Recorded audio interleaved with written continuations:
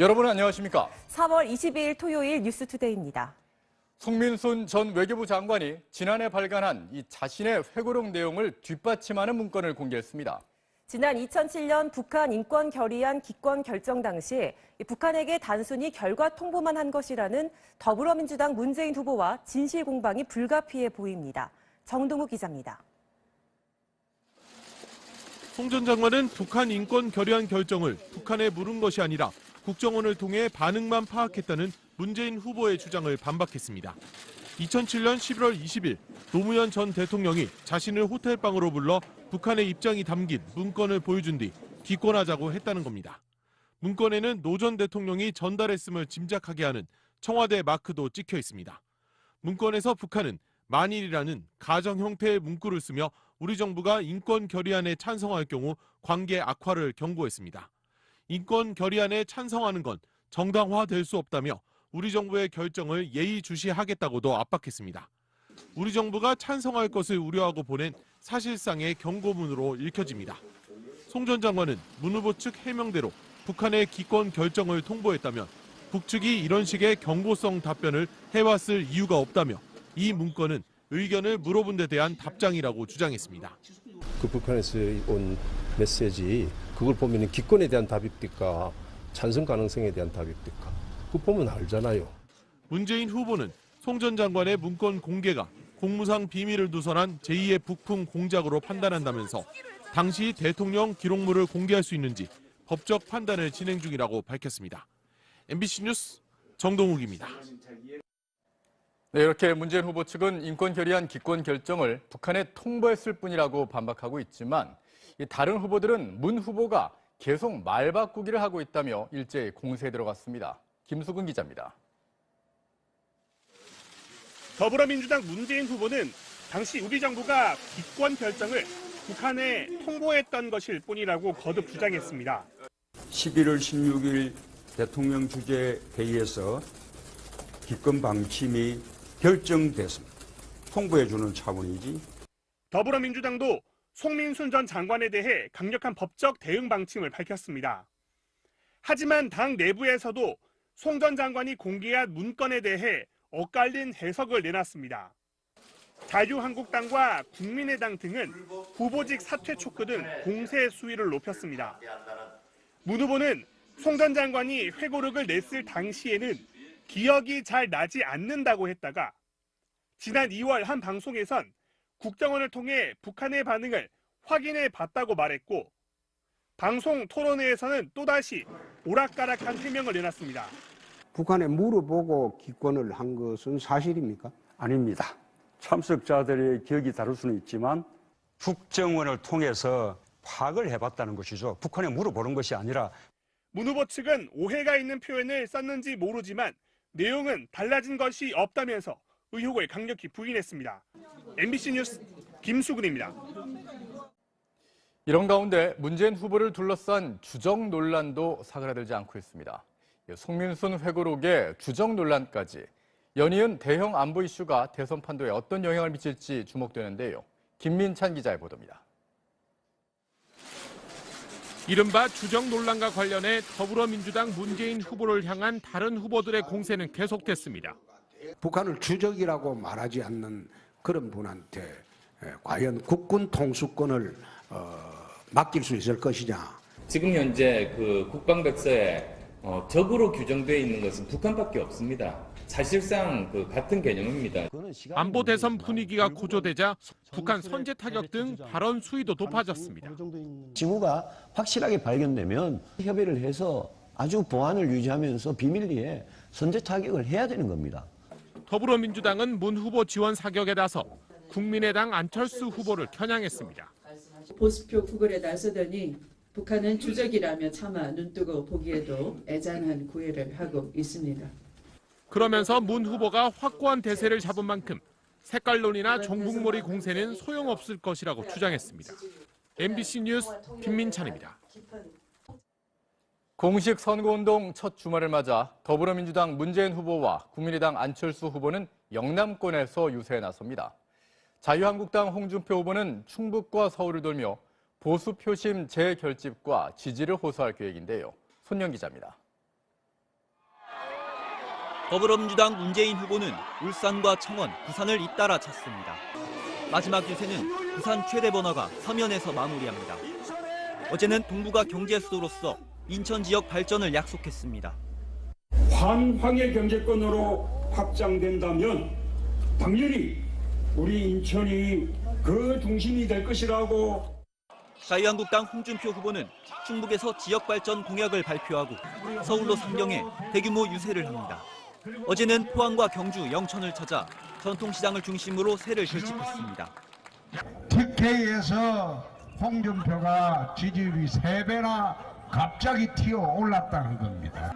국민의당 안철수 후보는 이틀째 영남권에서 지역 발전을 약속하고 지지를 호소합니다. 오후에는 김해 봉하마을도 찾습니다. 어제 유세에선 미래를 열 대통령을 내세워 중도 보수 표심을 공략했습니다. 부산 경제 살리고 부산 미래 열 수 있는 지도자 뽑아야 하는 겁니다. 바른정당 유승민 후보는 울산에서 대구까지 유세전을 이어갑니다. 소음, 공해, 돈 없는 선거운동을 선언했습니다. 자전거 유세에 한번 큰 바람을 일으켜 봅시다. 정의당 심상정 후보는 전남과 광주를 찾습니다. 오늘부터 각 후보들은 총 109회에 걸쳐 TV와 라디오 방송 연설도 진행합니다. MBC 뉴스 손령입니다. 네, 이번엔 대선 후보들의 조세 관련 공약을 살펴드립니다. 대선 후보 5명 중 홍준표 후보를 제외한 4명의 후보는 법인세를 인상하겠다고 밝히고 있는데요. 이명박 정부 시절에 낮췄던 법인세를 올려서 부족한 세수를 마련하겠다는 겁니다. 장미일 기자입니다. 우리나라의 법인세율은 현재 22%. OECD 국가들과 비교하면 중간보다 조금 낮지만 연구개발비 공제 등의 비과세 감면 혜택이 더해지면서 실효세율은 14에서 18%로 더 낮습니다. 때문에 문재인, 안철수 후보는 법인세를 인상해 복지 재원 등에 보태겠다고 했습니다. 대기업 위주로 혜택이 돌아갔던 연구개발 공제 등 각종 비과세 감면 혜택을 줄여 세금을 더 걷고 그래도 부족하면 돈을 많이 버는 기업부터 세율을 25%로 올려 적용하겠다는 겁니다. 유승민, 심상정 후보는 아예 법인세율을 인하 전인 25%로 복구하겠다고 했습니다. 반면 홍준표 후보는 법인세 인상에 반대하고 정규직 일자리를 창출하는 기업은 법인세를 인하해 주겠다고 밝혔습니다. 한국경영자총연합회 등도 법인세 인상을 반대하고 있습니다. 기업의 법인세를 인상하면 그 영향이 결국에는 근로자, 소액주주, 소비자들에게 전가돼 서민 부담이 가중될 수 있다는 것입니다. 이와 관련해 한국경제연구원은 법인세율을 1%포인트 인상할 경우 0.3에서 0.5%의 고용 감소가 초래될 것이란 연구 결과도 내놨습니다. 현재 전체 근로소득자의 46%가 세금을 내지 않고 개별 기업의 47% 정도는 이익이 적다는 이유로 법인세를 내지 않고 있습니다. 재원 마련을 위해 이렇게 왜곡된 조세 체계에 대한 개정도 필요하다는 지적이 나오고 있습니다. MBC 뉴스 장미일입니다. 트럼프 미국 대통령이 북한 문제를 해결하라고 연일 중국을 압박하고 있습니다. 이번엔 중국은 북한의 엄청난 경제적 생명줄이라면서 중국이 원한다면 북한 문제를 해결할 것이라고 강조했습니다. 워싱턴 현원섭 특파원입니다. 트럼프 대통령이 트위터에 중국을 압박하는 글을 또 올렸습니다. 중국은 북한의 엄청난 생명줄이라면서 쉬운 일은 없지만 중국이 북한 문제를 해결하기 원한다면 해결할 것이라고 강조했습니다. 정말 마음만 먹으면 중국의 북한 문제 해결은 얼마든지 가능하다는 강한 압박 메시지를 다시 한번 보낸 것입니다. 트럼프는 어제는 중국의 노력을 높이 평가하며 한껏 치켜 세우기도 했습니다. All of the pundits out there are saying they never have seen China work like they're working right now. Many coal ships have sent back. 트럼프는 또 기자회견 두세 시간 전 매우 특이한 움직임이 있었다면서 중국이 추가 대북 조치를 취했을 가능성도 시사했습니다. 미국 언론들은 중국이 대북 경계 태세를 한층 강화했다고 보도하고 있습니다. 중국의 전략 폭격기들이 전투 준비 태세에 들어갔고 북한과의 접경 지역에 군사력을 증강하고 있다는 것입니다. The reason they have their bombers on alert is that they can respond should there be a kinetic strike against North Korea. 트럼프는 중국이 하지 않으면 직접 북한 문제를 해결하겠다고 했었습니다. 일단 중국의 성과를 지켜본 후에 향후 해법을 모색할 것이라는 관측입니다. 워싱턴에서 MBC 뉴스 현원섭입니다. 파리 샹젤리제 거리에서 발생한 총격 테러 이후 프랑스 정부가 군경 총동원령을 내렸습니다. 내일이 프랑스 대선일인데 주요 후보들은 유세를 전면 취소했습니다. 파리 김현 특파원입니다. 한가롭던 파리 샹젤리제 거리에서 갑자기 총성이 울립니다. 테러범이 차에서 내려 경찰차를 향해 자동 소총을 쏘자 경찰이 대응 사격을 한 겁니다. 20여 발의 총성이 끝났을 때는 경찰관과 프랑스 출신 테러범 등 2명이 숨지고 3명이 다쳤습니다. 이슬람 순위파 테러 조직 IS는 배후를 자처했습니다. 프랑스 정부는 내일 대선을 앞두고 군경 특수부대 총동원령까지 내리며 경비를 대폭 강화했습니다. De responsabilité et la dignité de chacun. Il nous appartient de ne pas céder à la peur, à l'intimidation. 유럽 각국은 희생자와 함께하겠다며 이번 테러를 강력 비난했고 트럼프 미 대통령은 미국에 위로를 보낸다면서도 테러가 프랑스 대통령 선거에 큰 영향을 미칠 것이라고 주장했습니다. 샹젤리제 거리는 테러 발생 10여 시간 만에 정상을 되찾았습니다. 내일 대선을 앞둔 주요 후보들은 유세 일정을 전면 취소하고 이번 테러가 선거에 미칠 파장을 예의주시하고 있습니다. 파리에서 MBC 뉴스 김현입니다. 뇌물수수 혐의 등으로 구속된 박근혜 전 대통령이 삼성동 자택을 매각하고 내곡동에 새 사저를 마련했습니다. 박 전 대통령 측은 다음 주 말쯤 내곡동 새 집으로 짐을 옮길 것으로 알려졌습니다.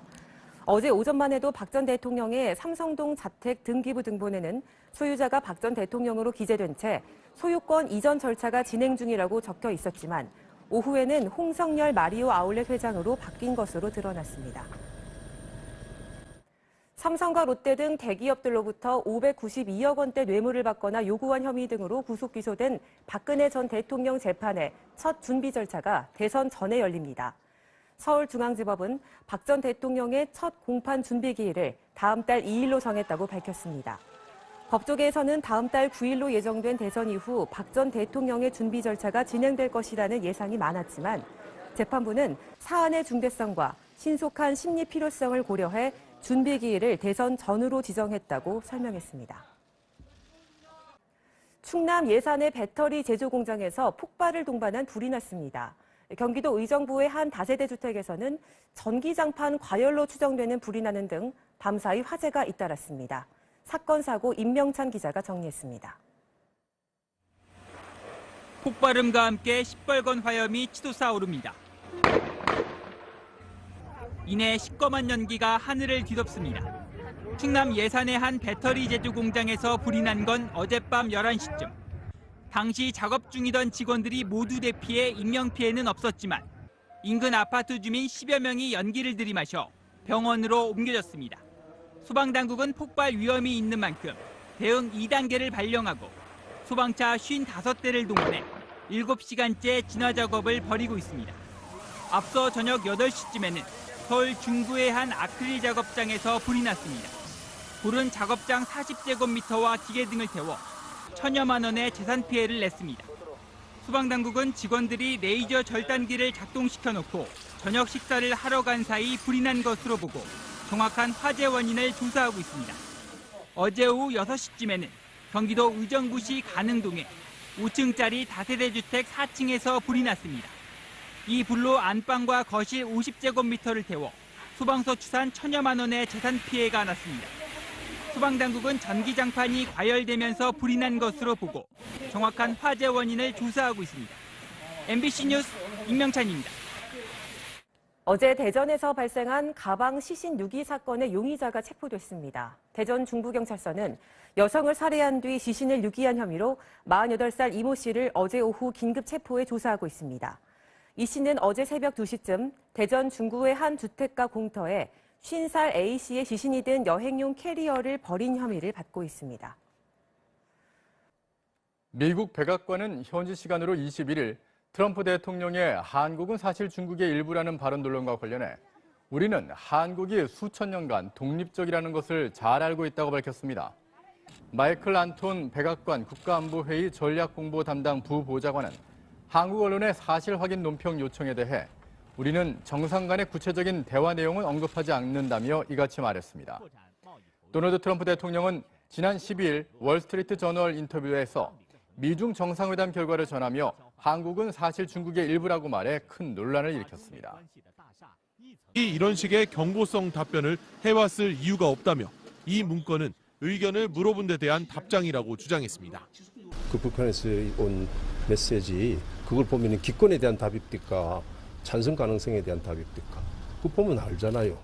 문재인 후보는 송 전 장관의 문건 공개가 공무상 비밀을 누설한 제2의 북풍 공작으로 판단한다면서 당시 대통령 기록물을 공개할 수 있는지 법적 판단을 진행 중이라고 밝혔습니다.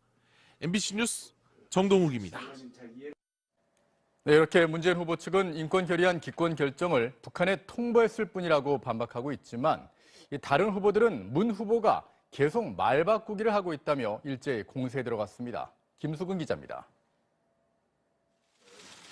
더불어민주당 문재인 후보는 당시 우리 정부가 기권 결정을 북한에 통보했던 것일 뿐이라고 거듭 주장했습니다.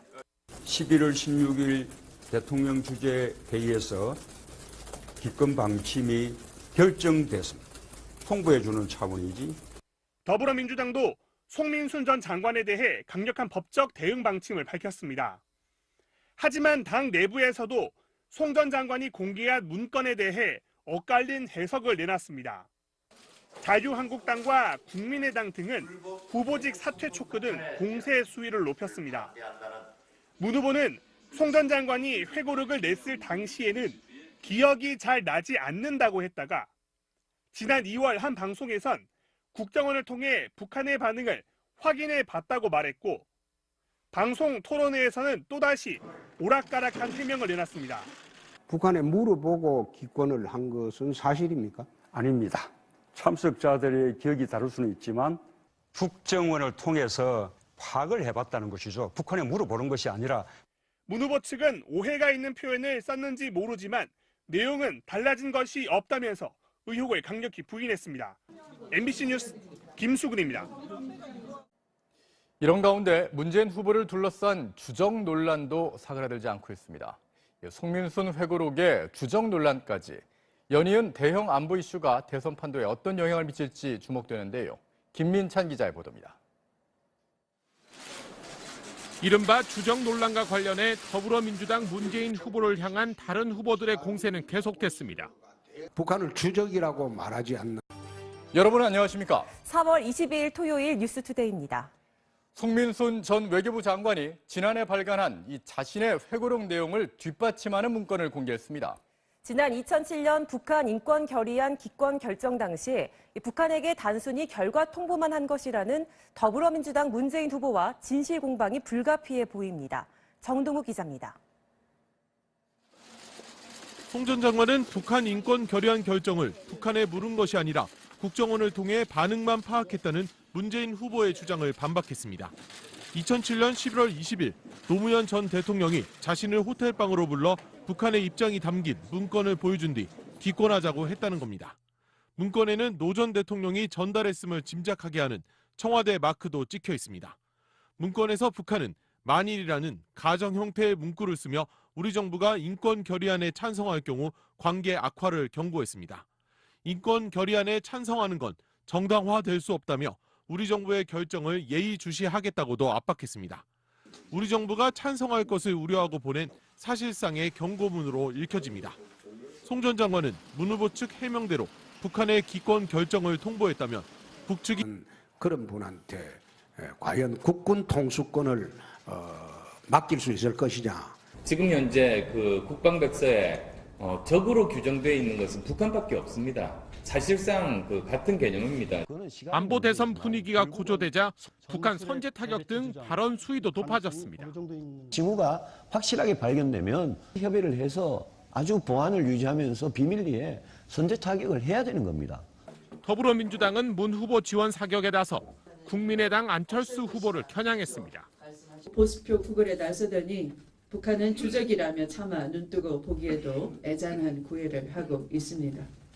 그러면서 문 후보가 확고한 대세를 잡은 만큼 색깔론이나 종북몰이 공세는 소용없을 것이라고 주장했습니다. MBC 뉴스 김민찬입니다. 공식 선거운동 첫 주말을 맞아 더불어민주당 문재인 후보와 국민의당 안철수 후보는 영남권에서 유세에 나섭니다. 자유한국당 홍준표 후보는 충북과 서울을 돌며 보수 표심 재결집과 지지를 호소할 계획인데요. 손영 기자입니다. 더불어민주당 문재인 후보는 울산과 청원, 부산을 잇따라 찾습니다. 마지막 유세는 부산 최대 번화가 서면에서 마무리합니다. 어제는 동부가 경제 수도로서 인천 지역 발전을 약속했습니다. 환황의 경제권으로 확장된다면 당연히 우리 인천이 그 중심이 될 것이라고. 자유한국당 홍준표 후보는 충북에서 지역 발전 공약을 발표하고 서울로 상경해 대규모 유세를 합니다. 어제는 포항과 경주, 영천을 찾아 전통시장을 중심으로 세를 결집했습니다. TK에서 홍준표가 지지율이 3배나 갑자기 튀어 올랐다는 겁니다. 국민의당 안철수 후보는 이틀째 영남권에서 지역 발전을 약속하고 지지를 호소합니다. 오후에는 김해 봉화마을도 찾습니다. 어제 유세에선 미래를 열 대통령을 내세워 중도 보수 표심을 공략했습니다. 부산 경제 살리고 부산 미래 열 수 있는 지도자 뽑아야 하는 겁니다. 바른정당 유승민 후보는 울산에서 대구까지 유세전을 이어갑니다. 소음, 공해, 돈 없는 선거운동을 선언했습니다. 자전거 유세에 한번 큰 바람을 일으켜 봅시다. 정의당 심상정 후보는 전남과 광주를